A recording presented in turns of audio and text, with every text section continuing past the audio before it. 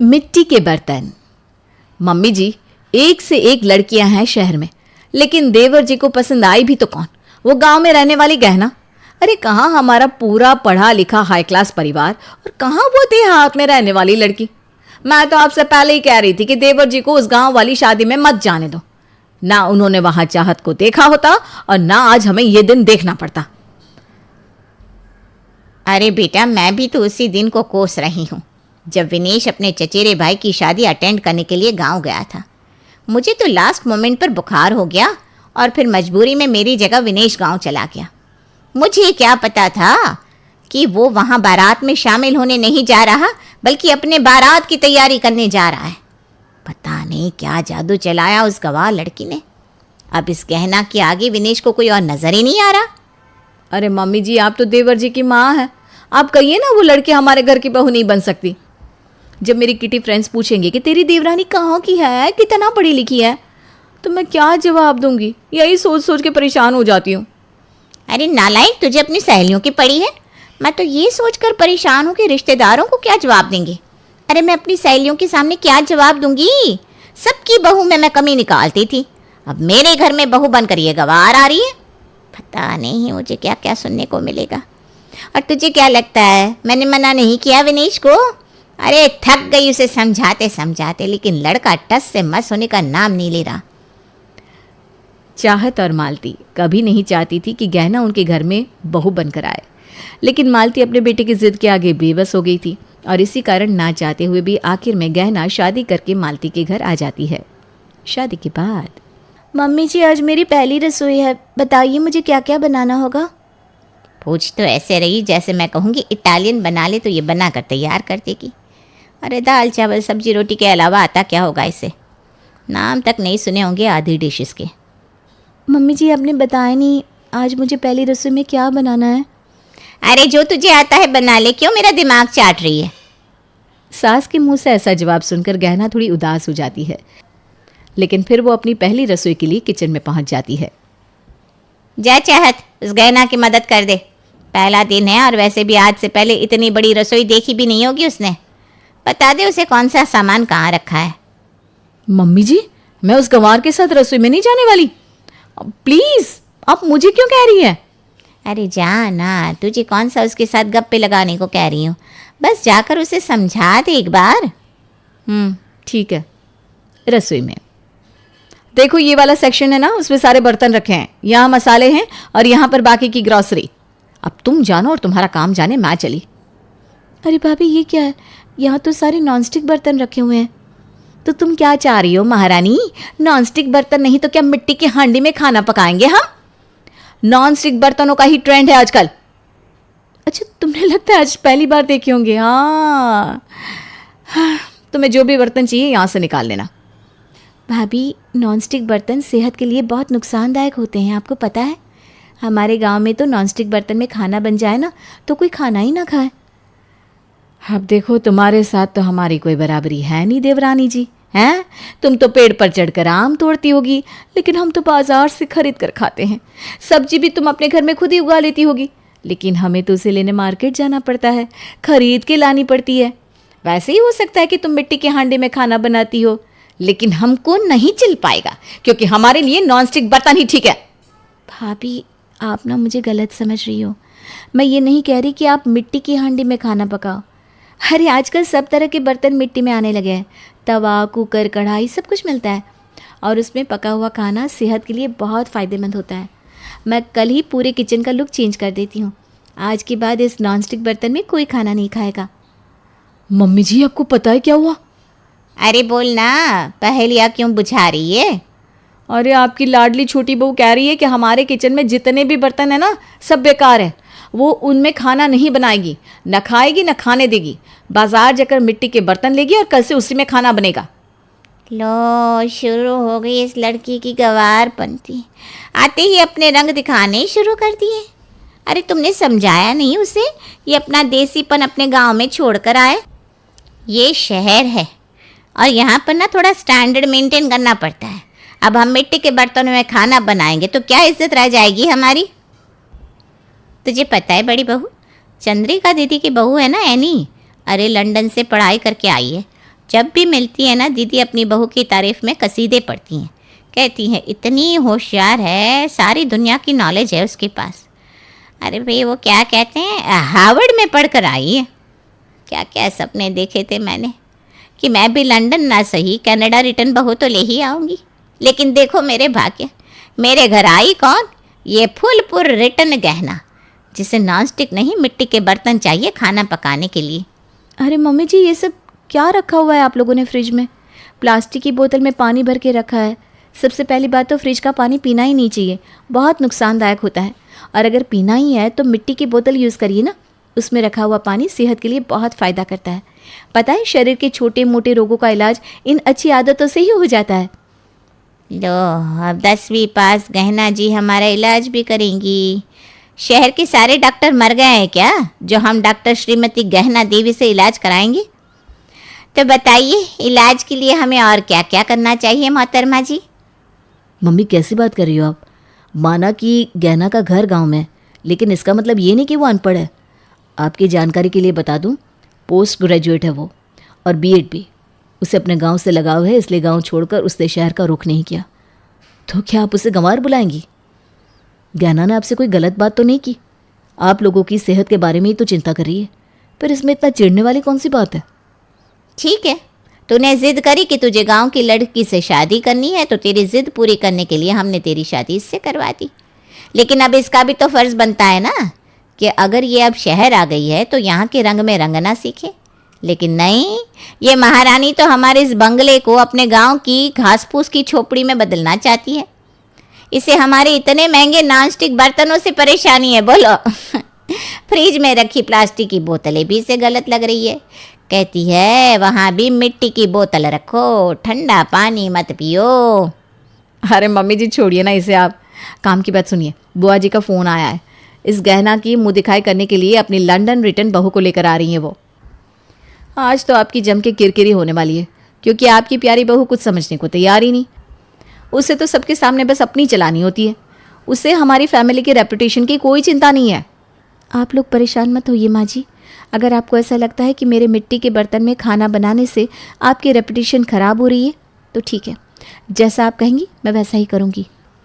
देख छोटी बहू, ये नहीं कह रहे कि इस घर में तुझे हमारे इशारों पर नाचने की ज़रूरत है, बस थोड़ा खुद को बदलने की कोशिश कर। ठीक है, जैसा आप कहें। सबसे पहले ये मिट्टी के बर्तनों की दुकान साइड कर दो, मेहमानों के सामने ये नहीं आना चाहिए। बड़ी बहू तुम ऐसा करो, महंगा वाला डिनर सेट निकाल दो। ठीक है मम्मी जी, अभी निकाल देती हूँ। सास के बताए अनुसार गहना मेहमानों के लिए खाना बनाकर तैयार कर देती है और चुपचाप जाकर अपने कमरे में बैठ जाती है। कुछ देर बाद चंद्रिका बुआ अपनी बहू के साथ मालती के यहाँ पहुँच गई थी। अरे बड़ी बहू देखो, चाय नाश्ता तो हो गया, अब ऐसा करो फटाफट खाना लगाओ बुआ जी के लिए। एक ग्लास पानी मिलेगा क्या? मुझे पानी पीना है। जा चाहत बेटा, एक गिलास पानी लिया। नहीं, पानी नहीं, मुझे बस ग्लास चाहिए। पानी तो मैं अपनी बोतल में लेकर आई हूँ। क्या है ना, मैं सिर्फ मिट्टी की बोतल में रखा हुआ पानी ही पीती हूँ। क्या बात कर रही हो, तुम भी मिट्टी की बोतल इस्तेमाल करती हो? बिल्कुल। मैं आपको उसके बेनिफिट्स बताती हूँ, बहुत फ़ायदेमंद चीज़ है और एक प्लास्टिक की बोतल से तो 100 गुना बेहतर है। मैं तो कहती हूँ सबको समय रहते प्लास्टिक के जंजाल से बाहर आकर ये सारे मिट्टी के सामान इस्तेमाल करना शुरू कर देना चाहिए। एनी को पानी देने के बाद चाहत डाइनिंग टेबल पर खाना लगाने लगती है। बुरा मत मानना भाभी, लेकिन ये तो प्लास्टिक का डिनर सेट है ना। अरे आप अभी तक प्लास्टिक के बर्तनों में खाना खाते हैं? आपको पता है प्लास्टिक में कितना केमिकल होता है? गर्म खाना इसमें रखने से प्लास्टिक भी खाने के साथ मिक्स हो जाती है और ऐसे बर्तनों में खाना कितना नुकसानदायक है। कैंसर जैसे खतरनाक रोगों को जन्म देता है ये केमिकल। आपको पता है मामी जी, मैंने तो अपनी पूरी किचन के बर्तन ना मिट्टी के बर्तनों से रिप्लेस कर दिए। कुकर, कढ़ाई, तवा सब कुछ मैंने मिट्टी का ख़रीद लिया है। हाँ, थोड़े महंगे ज़रूर पड़ते हैं, लेकिन उसके बने हुए खाने को खा कर ना मन में डाउट नहीं रहता। मन को तसल्ली रहती है कि पेट में कोई केमिकल नहीं गया।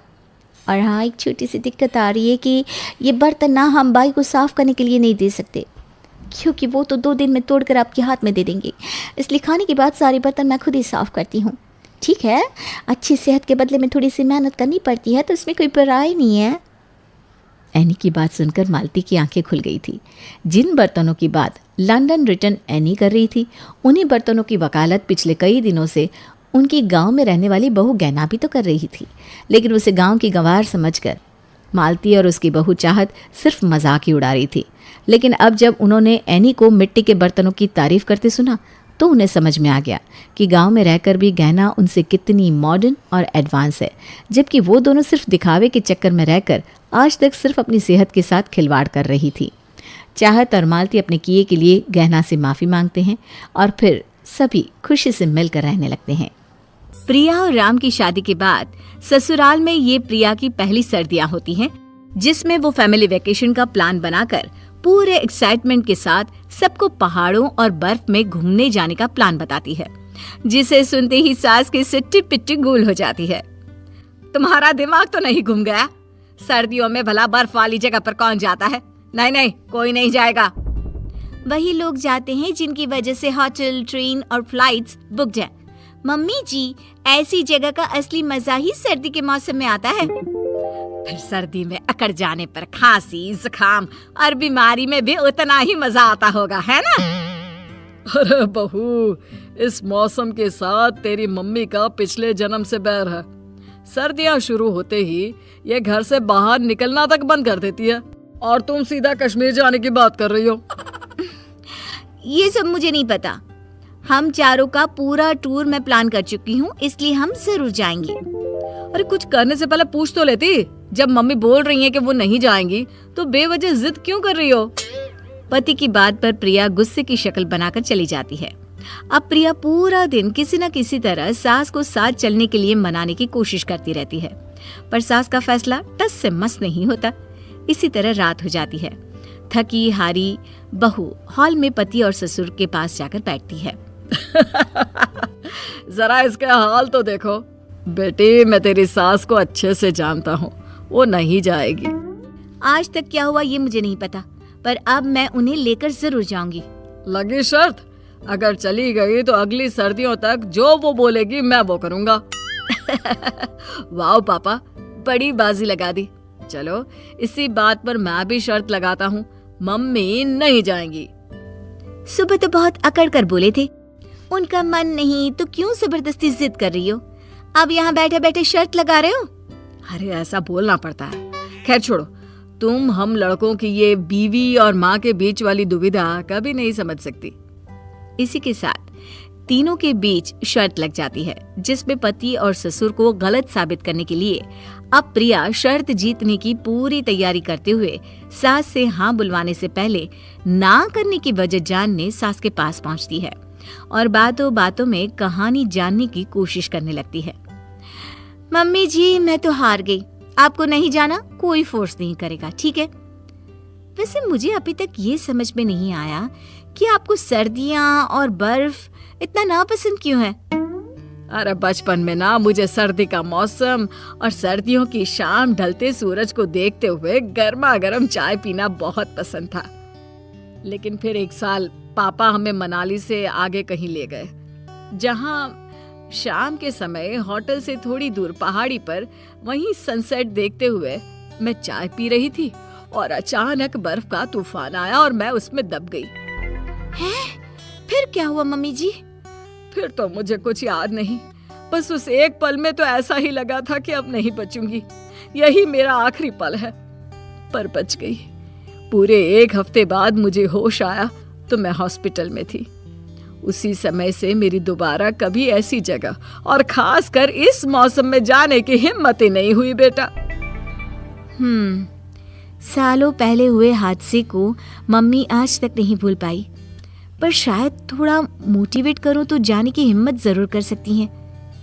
ये सोचकर प्रिया अगले दिन से अपने आइडिया पर काम करना शुरू करती है, जिसमें थोड़े दिन की मेहनत और हजारों मोटिवेशन स्पीच के बाद आखिरकार वो सास के साथ चलने के लिए हाँ बुलवा ही लेती है, जिसे सुन राम और ससुर जी हैरान रह जाते हैं।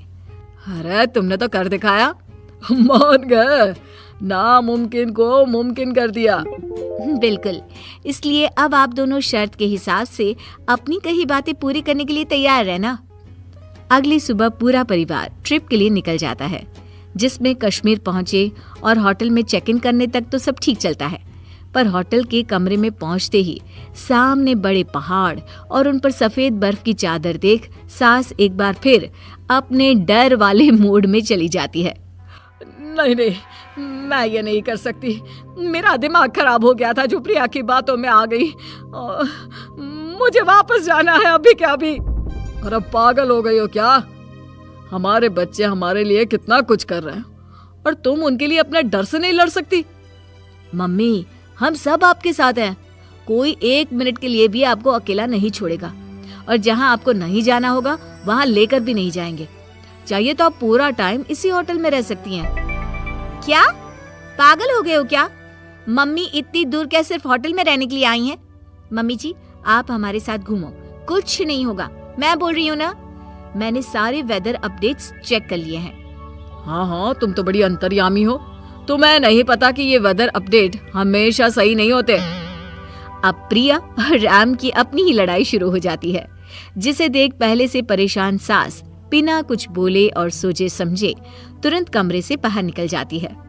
अरे कहाँ आकर फंस गई। अंदर गई तो उन्हें झेलना पड़ेगा और यहाँ खड़ी नहीं रह सकती। घर वापस जाने की जिद में सास होटल रिसेप्शन पर पहुंचकर उनसे वापस जाने की इंक्वायरी करने लगती है। मैडम, बर्फ ज्यादा गिरने की वजह से रास्ते ब्लॉक हो गए हैं, इसलिए इस वक्त कोई भी ट्रांसपोर्ट यान से एयरपोर्ट या स्टेशन नहीं जा पाएगा। बस मैडम, आप बुरा ना माने तो पूछ सकती हूँ कि चेक इन करते ही आपको चेकआउट क्यों करना है? अरे मेरी मर्जी, नहीं रहना मुझे यहाँ। मुझे बस अपने घर वापस जाना है। मैडम, अगर आप चाहें तो वापस जाने तक आप हमारे होटल के बैक साइड का व्यू चेक करके वहाँ रिलैक्स कर सकती हैं।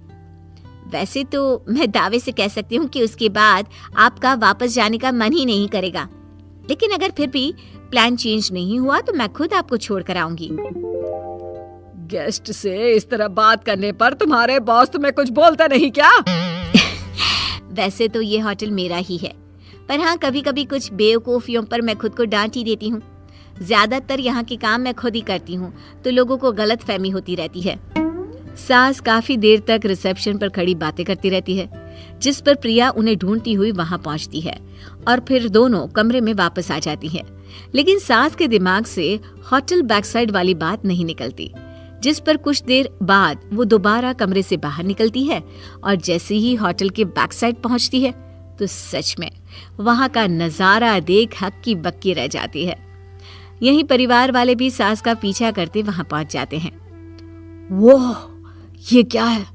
क्या मैं सही देख रहा हूँ? क्या सच में मेरी आंखों के सामने बादल है? उसने सच कहा था, ये नजारा तो किसी को भी मंत्रमुग्ध कर सकता है। आई प्रॉमिस, बुकिंग करते हुए मुझे भी नहीं पता था कि यहाँ ऐसा कुछ होगा। जहाँ पूरा परिवार सामने बादल, आसमान और बर्फ के संगम का मंत्रमुग्ध नजारा देख स्तब्ध खड़े होते हैं, वहीं पीछे से होटल की मालकिन आती है। तो डर खत्म हुआ? वो तो पता नहीं, पर खूबसूरती जरूर आंखों में बस गई है। मैं अब इसे और बहुत ज्यादा देखना चाहती हूँ, दिल भर के, दिल खोल के।